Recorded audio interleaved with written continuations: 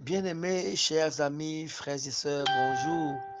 Je suis extrêmement content de vous retrouver encore ce jour. Que la grâce de Dieu abonde dans vos vies. Je suis le pasteur Valérie Mouchingam pour vous servir. Ce matin, nous lisons pour notre test de méditation dans l'évangile de Jean au chapitre 16 et le verset 33. Évangile de Jean au chapitre 16 et le verset 33. Je vous ai dit ces choses afin que vous ayez la paix en moi. Vous aurez des tribulations dans le monde, mais prenez courage, j'ai vaincu le monde. Amen.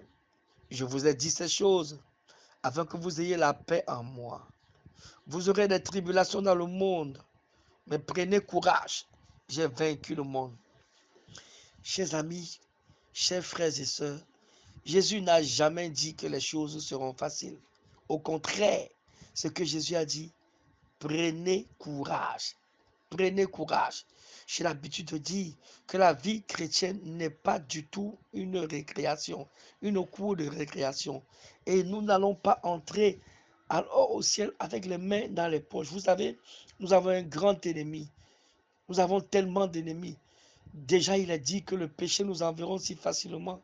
Il est écrit également que le monde nous hait. Et la chair, c'est un problème. Elle veut nous abattre tous les jours. Et il nous a demandé également de résister au diable, parce qu'il rôde autour de nous et il cherche à nous dévorer. Donc, vous comprenez que nous sommes en guerre et nous devons rester éveillés. Nous aurons des tribulations, nous serons persécutés. C'est une promesse même que le Seigneur nous a donnée. Seulement, il a dit, prenez courage, prenez courage. Quand vous lisez tout le chapitre, réellement, alors, quand vous lisez tout le chapitre 16, vous voyez que et Jésus a exposé, n'est-ce pas, à ses disciples, toutes les souffrances auxquelles alors ils seront livrés. Et quand Jésus a commencé à parler de ça, la Bible nous dit qu'une grande tristesse les a envahis. Et donc le Seigneur a dû les fortifier. Il leur a dit, mes amis, prenez courage. Je ne peux pas vous dire une chose qui n'est pas. Vous entendez? C'est très important. Vous savez, il est écrit dans le livre de Pierre que nous devons nous armer de courage, armés de la pensée de souffrir. Donc quand nous enseignons les gens sur la souffrance, nous sommes en train de les aider, n'est-ce pas, à s'armer ainsi de la souffrance. Mais je veux décréter à quelqu'un ce matin que le courage est ton partage. Oui, je veux demander à quelqu'un ce matin, n'abandonne pas. Tu es peut-être triste à cause des événements que tu traverses, à cause des choses, n'est-ce pas, que tu endures. Oui, les choses sont dures, mais la bonne nouvelle, alléluia, c'est que Christ a vaincu le monde et il a déclaré à la croix que tout est accompli. Alors toi aussi, sache que tu ne peux pas vaincre le monde, mais tu as déjà vaincu le monde, alléluia. Jésus a dit qu'il a déjà vaincu le monde et si nous lui appartenons, alors nous n'avons pas vaincu, mais nous avons déjà vaincu. C'est pourquoi il est écrit, vous êtes plus que vainqueur. Vous n'êtes pas seulement vainqueur, mais vous êtes plus que vainqueur par Christ qui vous a aimé.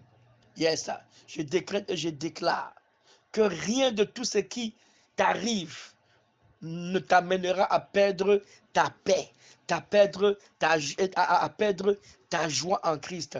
Au nom de Jésus. Mais seulement prends courage, car sache que ton témoignage de victoire est en route. Alléluia. Je dis ton témoignage de victoire est en route. Si tu arrêtes, personne ne saura ce que le Seigneur est sur le point d'accomplir dans ta vie. Si tu baisses les bras, personne ne saura ce que le Seigneur est sur les grandes choses. Je dis bien les grandes choses qu'il est sur le point d'accomplir dans ta vie. C'est pourquoi que ton cœur ne se trouble point. Mais crois seulement en Dieu. Crois en Dieu, crois en Jésus. Ah, bien-aimé, si même tu ne vois pas les choses changer autour de toi, continue seulement à croire. Il y a un chant, n'est-ce pas, qui dit, il le fera encore. Il le fera encore. Jésus le fera encore. Il a fait dans le passé. Jésus le fera encore. Écoute-moi, Jésus le fera encore. Le même Jésus qui l'a fait dans le passé, c'est le même qui fera. Élisée a dit à ses rois Car ainsi parle l'Éternel. Vous n'apercevrez point de vent et vous ne verrez point de pluie. Et cette vallée se remplira d'eau et vous boirez, vous, vos troupeaux et votre bétail. 2 Rois chapitre 3 verset 17. Au nom de Jésus, je décrète et je déclare que toi aussi, tu ne sauras comment, mais cette situation va changer au nom de Jésus. Cette situation de manque dans laquelle tu te trouves, elle va être transformée en abondance. Au nom de Jésus, tu ne manqueras de rien en cette saison dans laquelle nous nous trouvons, en cette deuxième moitié de l'année. Yes, tu ne manqueras de rien. Crois-le, accepte-le, confesse-le. Que Dieu te bénisse abondamment.